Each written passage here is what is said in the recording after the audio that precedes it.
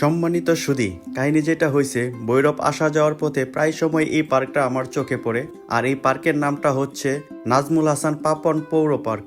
অনেক ইচ্ছা থাকা সত্ত্বেও পার্কটা কখনো ঘুরে দেখা হয়নি, হয়তো সময় সুযোগের কারণে। যাই হোক, আজকে চলে আসছি পার্কটা ঘুরে দেখার জন্য এবং আপনাদেরকেও পুরো পার্কটা ঘুরে দেখাবো। তো চলেন এক নজরে পুরো পার্কটা ঘুরে দেখা যাক।